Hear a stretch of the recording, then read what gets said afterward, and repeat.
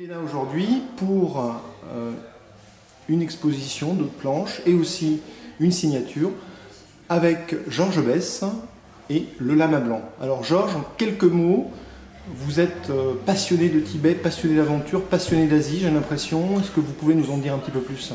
Je ne suis pas passionné. Ah. C'est absolument... Tout le monde dit ça, je ne sais pas pourquoi. Parce que je dessine le Tibet, mais je suis un passionné de bande dessinée. Ce n'est pas la même chose. Et il se trouve que le Tibet, comme l'Inde, comme beaucoup de pays, ce sont des endroits fascinants, avec des décors extraordinaires, qui sont parfaits pour servir de décor pour des aventures. Voilà. De cette manière, je suis passionné, mais c'est la bande dessinée qui m'intéresse. Je n'ai pas fait que des choses concernant le Tibet ou l'Inde, mais j'en ai fait pas mal, parce que j'aime beaucoup voyager. Il se trouve que j'adore voyager dans ces coins-là en plus. D'accord. Alors derrière vous, c'est le drapeau tibétain, c'est ça? Oui, c'est ça. Voilà. Et à l'envers. À l'envers, ouais. Et devant vous, le lama blanc, qui devient une légende après une interruption de près de 20 ans, c'est ça? Oui, c'est ça. Je n'ai pas calculé, mais à peu près 20 ans. Ouais. Donc là, vous êtes en dehors de l'espace-temps, le temps ne compte plus pour vous. Exactement. Ouais. Je me suis retrouvé à faire la suite comme si c'était après une interruption d'une semaine, d'un mois peut-être. À tout cas, tout me revient, ça ne m'a jamais quitté et j'ai un bonheur fou à retrouver les personnages qui m'avaient accompagné pendant quelques années avant. Mais au moins du premier lama blanc, qui était tout jeune, donc comment on peut décrire ce personnage et son parcours, puisque maintenant ce n'est plus un être humain, c'est devenu un avatar, une légende. Alors en quelques mots, la trajectoire. C'est un enfant qui est né de parents occidentaux, je n'ai pas trop bien compris d'où il venait exactement, ou anglais, ou scandinave, et qui se promenait à travers le monde et qui se mariait dans chaque pays où il arrivait. Dans toutes les cultures, toutes les religions, il faisait des rites et puis se mariait. Là, ils sont arrivés au Tibet et l'épouse était enceinte, donc elle accouche au Tibet. Voilà. Ça commence comme ça. Il y a un petit quiproquo parce que dans un temple, un grand lama veut garder le pouvoir, veut prendre le pouvoir et succéder à un ancien grand lama qui vient de décéder. Et on pense que, vu qu'ils ont le mythe de la réincarnation, on pense que l'âme de ce grand lama va se réincarner quelque part et on va tuer un enfant nouveau-né dans une maison particulière, mais il y a en même temps deux femmes qui accouchent, une tibétaine dont on tue l'enfant et une occidentale dont on garde l'enfant et qui est en fait le réincarné. Et voilà, donc c'est un tibétain, maître tibétain, un ancien maître tibétain, le grand lama, qui est incarné dans un petit bébé blanc et qui a les cheveux blancs aussi. D'accord, alors ça c'est pas du tout historique, c'est une invention, on va dire. C'est une invention. Mais ça dit beaucoup de choses sur peut-être le clergé tibétain et puis un monde qu'on dit effectivement totalement spirituel et on voit que c'est plus complexe que ça. Je ne sais pas ce que vous appelez spirituel. C'est-à-dire qu'on voit que dans les lamas, il y a des lamas corrompus. Ben oui, comme partout. Comme partout. Voilà.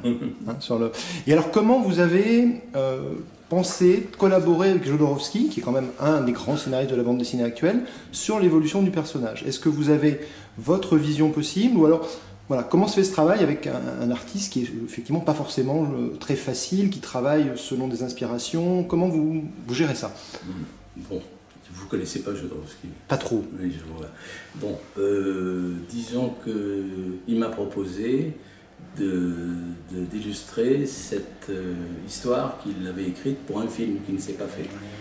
Je revenais justement d'un voyage au Tibet et j'étais plein des images de ce coin-là et ça m'a tout de suite empli d'enthousiasme et je me suis lancé dans l'aventure. Alors, il avait déjà un scénario pour un film très long, très touffu. Vous savez, après on fait des coupes, etc. Alors moi j'ai fait la même chose, j'ai adapté le scénario pour la bande dessinée. Et c'est comme ça que le lama blanc a vu le jour. Alors, on est sur le deuxième cycle et vous avez prévu déjà une histoire en plusieurs cycles? Non, moi je ne prévois rien. Ah oui, à deux. Oui, il y a 3 morceaux normalement, 3 tomes. Je suis en train de dessiner le 3e. Et le second cycle s'arrête là, avec ces 3 albums. Et donc après, parce que bon, après, on sait pas. si on prend la logique tibétaine, les cycles, la vie est faite de cycles.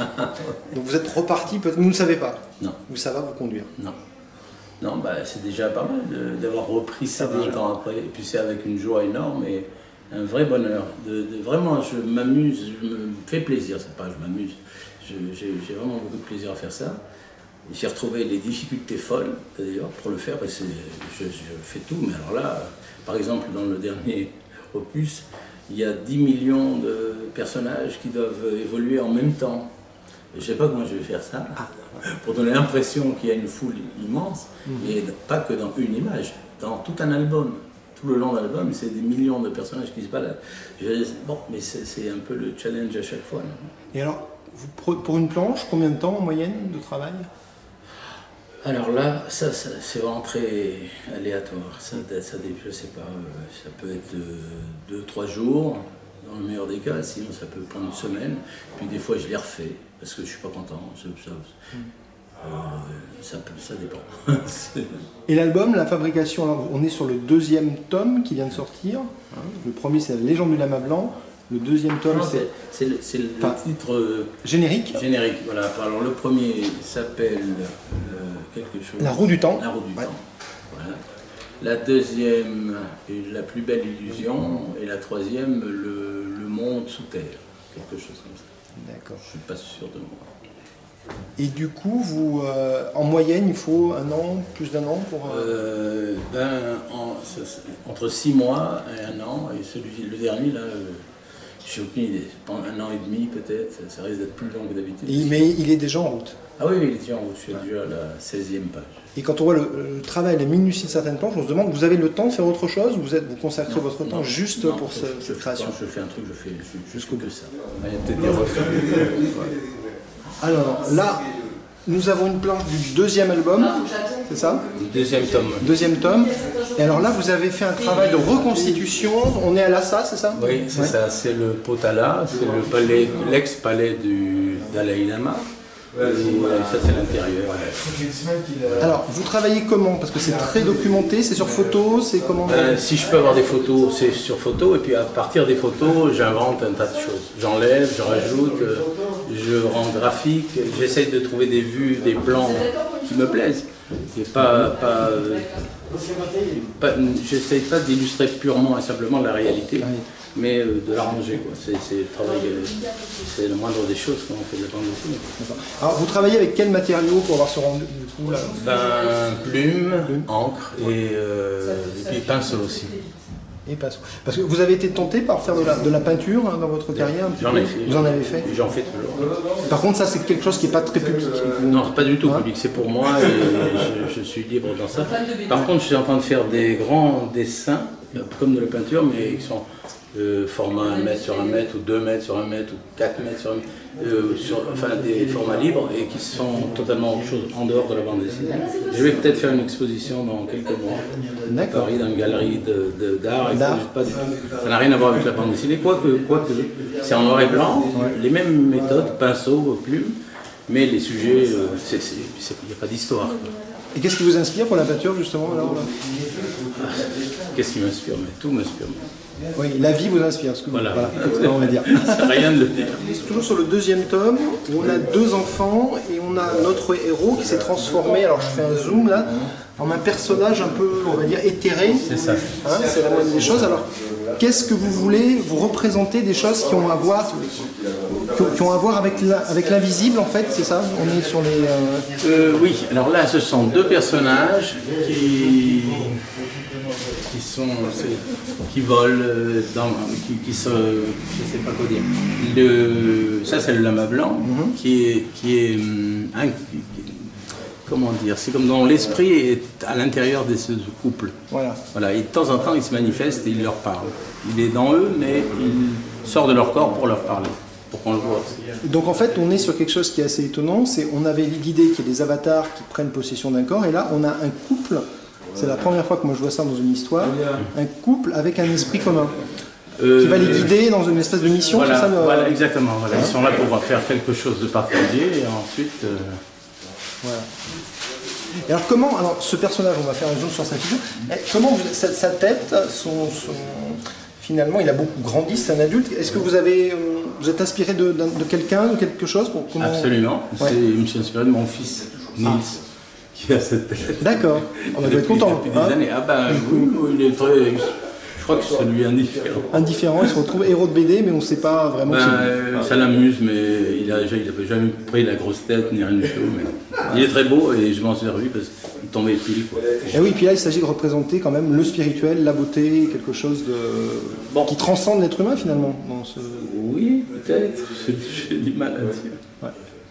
Et alors, justement, on peut regarder la planche d'à côté. Là, vous filmez aussi des bêtes, des animaux. Ça, c'est le Yeti. Alors, peut-être 2 mots sur ce personnage. Alors, c'est que on pense que le Yeti est solitaire, et là, on se rend compte que le Yeti. Non, il a une famille. Et ben voilà. Alors, quelques mots sur le Yeti et sa famille. Alors, c'est très original, ça, du coup. Qu'est-ce que je dis sur le Yeti? Qu'est-ce qui vous a inspiré? Parce que le Yeti. Là, c'est moi. Je me regarde dans le miroir. Ah, carrément. Aïe.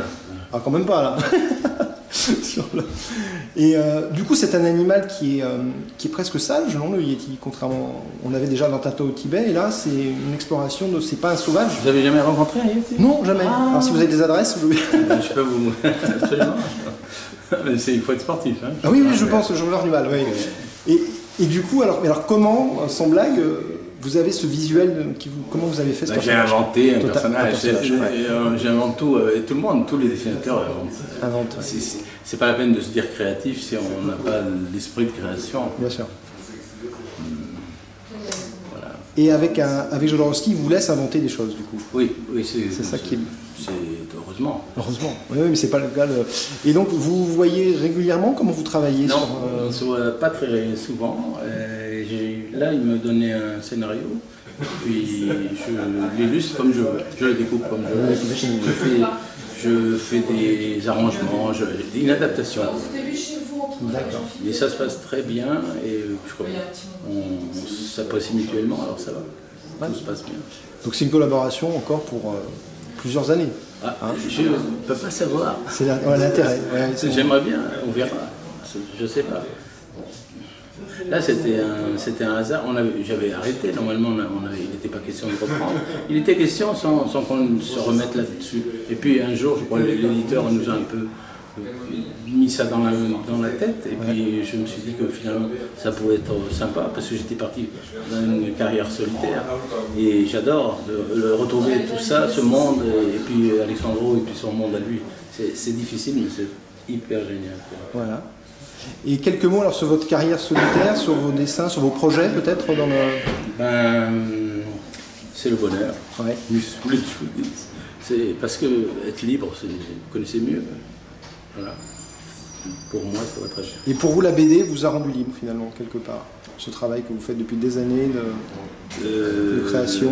Oui, c'est-à-dire qu'une fois qu'on a dépassé les contraintes techniques, là, on arrive à une certaine liberté de soin. À beaucoup de liberté. Et vous êtes toujours, et de joie, j'ai l'impression. Absolument. S'il n'y avait pas la joie, il n'y aurait pas le boulot, je ne ferais pas ça. Voilà. Non, c'est pas possible d'imaginer ma vie sans ça. Vraiment... Et alors, on vous imagine mal vivre à Paris, vous vivez, j'imagine, dans un... Eh ben, j'ai vécu, d'abord j'adore Paris, ouais. J'y vis actuellement, aussi. Et je viens de revenir d'une île des Baléares où j'ai vécu pendant 30 ans. 30 ans. Ça s'appelle Formentera, c'est une merveille. Et là, c'est devenu trop à la mode, c'est le gros truc, le rush, toute la jet set de partout arrive, alors je me suis sauvé.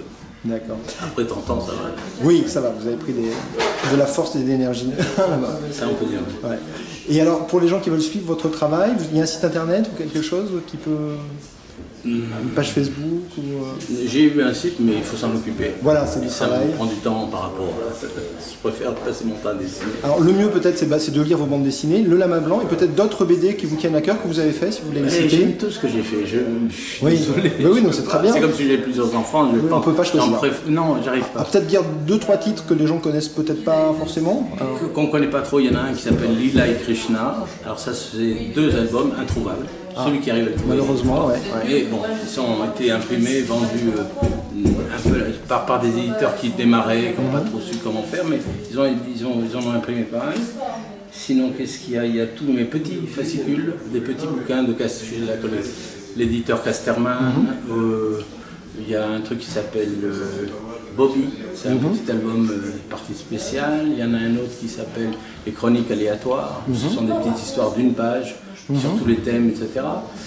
Sinon, j'ai aussi une série tibétaine, parce que j'adorais ce truc, que j'ai fait ma version à moi.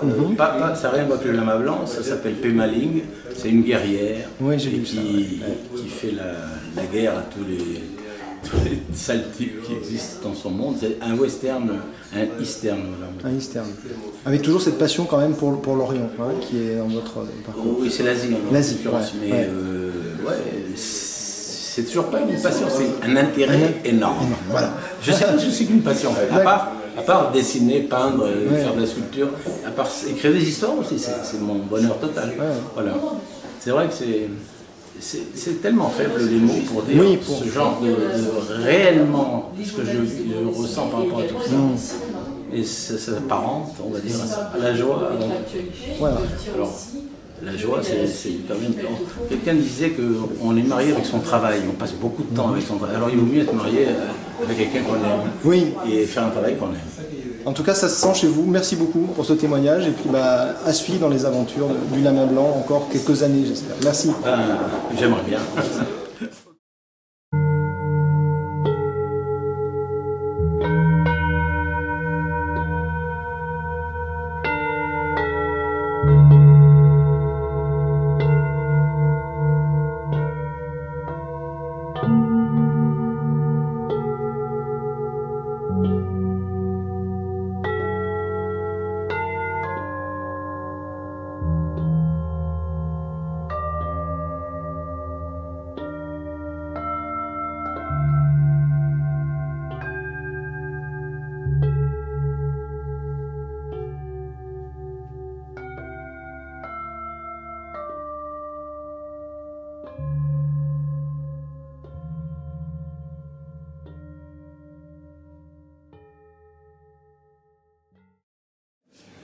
Donc Alejandro, le lama blanc, est-ce que c'est pas quelque part un peu vous maintenant? Bon, un écrivain écrit sur ses expériences. C'est lui-même tout le temps. On est tous les personnages qui ont décrit. Ouais. Si on n'était pas tous les personnages qui ont décrit, on ne pourrait pas faire l'histoire. Alors, je dirais que oui. Alors 20 ans après, mais 20 ans c'est pas grand-chose, pourquoi cette envie de reprendre ce personnage maintenant? Les choses arrivent, je ne vis pas dans le temps. Je ne sais pas s'il y a 20 ans après moi. Je vis hors du temps. Alors, l'opportunité est arrivée de que Georges Vives voulait le faire, il était libre. Et j'ai trouvé que c'était un thème beau et je voulais le faire. Vous travaillez toujours à partir de vos rêves lucides? Comment le processus, les idées, comment viennent-elles? C'est drôle de question tout ça. Écoutez, moi je suis un artiste. Toute ma vie, je n'ai fait que l'art. Ça veut dire que je n'ai jamais travaillé. Parce que être artiste, ce n'est pas travailler, c'est faire ce qu'on aime. Travailler, c'est être obligé à travailler dans ce qu'on n'aime pas. Quand on commence à travailler dans ce qu'on aime, on devient un artisan, c'est-à-dire un artiste du travail. Alors quand on est un artiste, on n'a pas de méthode. Parfois on emploie un rêve lucide, parfois simplement l'imagination, parfois les mathématiques, n'importe quoi. On ne sait pas comment on a fait les choses. Ça arrive. Est-ce que tu connais comment tu fabriques un rêve? Le rêve t'arrive, n'est-ce pas? Mais qu'est-ce qui fait le cerveau pour fabriquer un rêve mystère? C'est la même chose. Quand on fait une histoire, on ne sait pas pourquoi elle est là. Quand j'ai fait l'Ancan, j'ai écrit le premier chapitre. Et je me suis lancé comme ça au premier chapitre et on verra qu'est-ce qui arrive après. Et peu à peu, c'était 6 volumes qui sont arrivés. Oui, donc la structure avec le tarot, c'est venu après, quoi. La symbolique, elle ne vient pas, c'est pas volontaire de mettre de la symbolique. C'est différent, parce que le tarot, c'est une étude de quelque chose fait déjà. Le tarot, c'est une immense œuvre d'art sacré. Si vous me dites de faire un livre sur la cathédrale de Notre-Dame. Là, je ne pourrais pas dire la même chose, parce que c'est une œuvre d'art sacré. Alors tout est là. Nous, on n'a rien ajouté. Dans une œuvre sacrée, on n'a rien enlevé et rien ajouté. L'œuvre sacrée est parfaite. Le tarot, on n'a rien ajouté, rien enlevé, simplement décrypter qu'est-ce qu'il y a dedans. Alors quand vous faites, vous allez sortir la poésie sans fin, la suite de la danse de la réalité bientôt. Quand vous faites ce travail-là, quand vous faites de la bande dessinée, est-ce que quelque part c'est aussi de l'art, vous tendez vers l'art sacré aussi dans ce que vous voulez faire? Non. La bande dessinée pour moi, soyons vrais, objectif, c'est mon gagne-pain. Je vis de la bande dessinée. Ce qui me permet d'être libre dans le cinéma, dans la poésie, dans des autres arts. Alors, quand je fais une bande dessinée, il faut que je pense à faire une chose. Par un certain âge, évidemment. Un certain âge, mais pas trop jeune, pas trop vieux. Et que je pense que soit amusant, que soit compréhensible, et qu'il y ait une action forte qui puisse vraiment amuser, de contracter les lecteurs aussi. Mais avec beaucoup de symboles et de spiritualité aussi à chaque fois. Oui, on l'église avec dissimule. C'est dissimulé. C'est pas l'essentiel. Et alors, il y a le film de Frank Pavich qui est sorti sur Dune, et on voit que vous aviez voulu montrer dans Dune, quelque part, avec le personnage, une espèce de l'archétype de l'homme-dieu. Et là, on voit que le lama blanc devient finalement une espèce d'être spirituel à un niveau assez important. Alors est-ce que finalement il y a de la continuité dans vos idées, vous incarnez à chaque fois des archétypes, des symboles, qui sont des symboles, là on est dans quelque chose de très élevé sur le plan mystique avec ce personnage. Je vais te répondre vraiment comme je parle. Je n'ai pas de continuité dans les idées. Les idées ont la continuité de moi. Moi je pense que les idées m'utilisent. Elles viennent et elles se développent dans moi.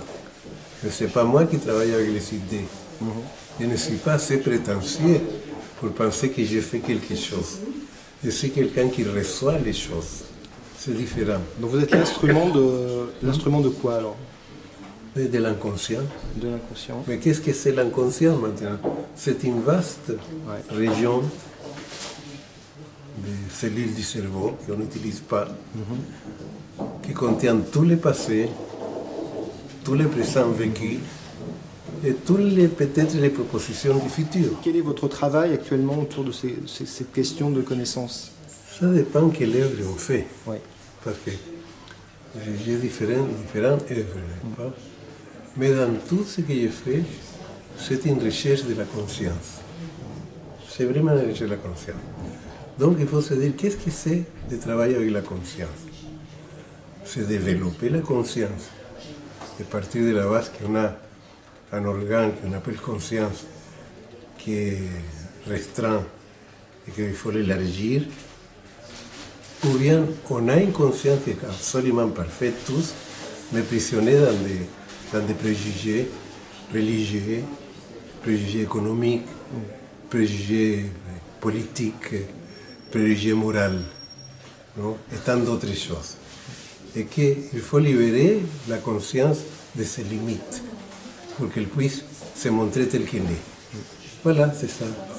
Et vous pensez que c'est possible? Moi, je pense que je suis en train de le faire, oui, je pense que c'est possible. Pour moi, j'essaye. Je ne peux pas changer le monde, mais je peux commencer à le changer. Je ne peux pas me changer à moi-même, mais je peux commencer à me changer. Mais vous avez beaucoup changé quand même. Quand on voit l'évolution de vos films, entre La Montagne Sacrée et La Danse de la Réalité, peut-être vous voulez dire un mot sur la suite de Poésie sans fin qui va sortir bientôt? Oui, non, c'est la continuation de La Danse de la Réalité. Mais La Danse de la Réalité, c'était fort parce que c'était la vision d'un enfant, le monde d'un enfant. Ici, c'est le monde d'un adolescent. Alors, il y a les autres thèmes maintenant. Dans les premiers, l'enfant est prisonnier. Et c'est le problème du père, le problème de la famille. Ici, l'enfant, c'est le personnage central qui grandit et qui connaît l'amour, la sexualité, les limites, et qu'il se bat pour être soi-même, jusqu'à arrive à sa libération. Alors, c'est ça. C'est une autre chose. Mais l'idée qu'il n'y a pas de fin, finalement, vous partagez cette idée que l'expérience humaine n'a pas de fin. Évidemment, comment on va penser qu'il y a des fins si on vit un univers éternel qui a millions et millions d'années. Et le temps, comment penser que les choses sont... Toutes les choses sont que des continuations. Voilà. On est continuation. On n'a pas ni commencement ni fin. On est une continuation. On prend le train en marche et on descend du train en marche. Peut-être que c'est un autre train. Alors, tout ce que j'ai fait a à voir avec tout ce que je connais. Je vis au milieu d'une bibliothèque énorme. Et je me suis parcouru par l'histoire des religions, l'histoire de la philosophie, l'histoire de beaucoup de choses, par la psychanalyse. Et tout ce que je connais d'une façon subtile, je l'applique dans la bande dessinée, dans le cinéma et dans la littérature, dans tout ce que je fais. Pas parce que c'est la réalité est ça, n'est pas. La réalité n'est pas un monde où on achète des choses qu'on n'a pas fabriquées. On est des acheteurs comme ça délirants. Et on n'est pas dans un monde où on reçoit tout le temps et on ne fait rien. Non? Si je m'arrête un moment ici, je te demande à toi, qu'est-ce que tu es en train de faire pour développer le monde? Qu'est-ce que tu fais? On est en train de discuter, on va diffuser ça sur Internet et ça va faire penser peut-être les gens. Oui, peut-être. Hein, on ne sait pas. Voilà. Donc, tout le temps, je pense que chaque fois qu'on fait une activité, on doit être conscient qu'on fait cette activité pour libérer la conscience. Et si on libère la conscience, on libère le monde. Voilà. Voilà. Un beau programme. Et donc, du coup, vous continuez, pas de retraite pour vous. On parle de l'âge. Bueno, ça dépend. L'âge, c'est un préjugé. Parce que si je m'examine à l'âge que j'ai, non? Aujourd'hui, je ne me vois pas trop bien dans la photo parce que je suis un peu malade d'allergie au pollen. Ouais. Mais si je commence à me voir, n'est-ce pas, je suis beaucoup plus, disons, avec beaucoup plus d'éléments, de capacités que quand j'avais 30 ans. C'est pile les mêmes. Et ma capacité de créativité augmente, ne diminue pas. Et un homme de 87 ans n'est pas un vieillard. Les vieillards qui sont dans des asiles d'aliénés à 87 ans, c'est parce qu'on était des jeunes qui n'ont pas développé leur conscience. Simplement, ils sont grandis avec les limites, leurs vices, et ils se sont détruits.